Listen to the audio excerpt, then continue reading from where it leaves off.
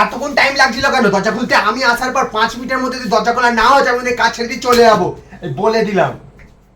আমি বলে দিচ্ছি, এই ডেলিকে ডেলি এই সাবান দিয়ে বাইরে মশার কামড়ে আমি বাসন মাজতে পারবো না। এক লিকুইড সাবান আনো না, আমাকে একটু ভিতরে বাসন মাজতে না, আমি কাজে ছেড়ে দিয়ে চলে যাবো, বলে দিলাম। হ্যাঁ, মানুষকে মানুষ হিসাবে জ্ঞান করে না। এই কোমর নিচু করে করে ঝেঁটা দিয়ে ঝাঁটিতে ভালো লাগে না, স্ট্যান্ড এনে দিলে দেবে, নাহলে কাজ ছেড়ে দিয়ে চলে যাবে, এখানেই বলে দিচ্ছি। আর হ্যাঁ, মাসে 10টা আর বছরে 100টা চুরি না পেলে আমি কাজ ছেড়ে দিয়ে এখানে চলে যাবো, বলে দিয়ে যাচ্ছি, ঠিক আছে? ও বাবা, আর ভালো লাগে? মালকিন তো নেই আশেপাশে, কেউ দেখছেও না, চাপা দিয়ে দিই তো কে দেখতে গেছে, ঝাঁট দিয়েছে কি দিইনি, তো খাটনি কার ভালো লাগে বাবা।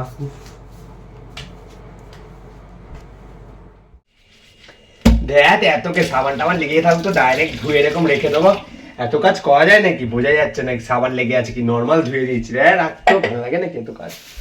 ও বাবা, কেউ নেই তো, শুয়ে পড়ি তো, ম্যাডাম তো এখন নেই, ভাল লাগে এত কাজ করতে। আর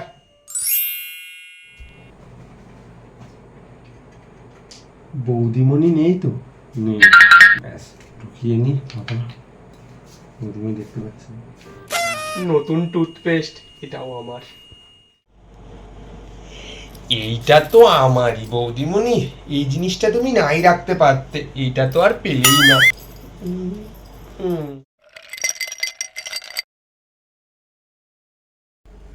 দাদা বাবু, কি দেখছেন এরকম ভাবে?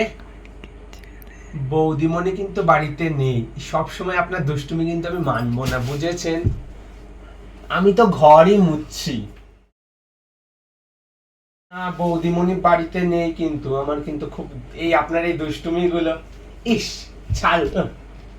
দাদা বাবু যে কি করেন না, সবসময় ভালো লাগে না আমার যেন।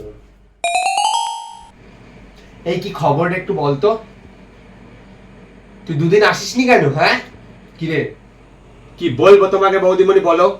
হ্যাঁ, আরে তুমি জানো না, নিচের তলার যেই অরুণদা, ওর সাথে তো দুতলার অরুণের ভালোই হচ্ছে, তোমাকে আর কি বলছি, শোনো না।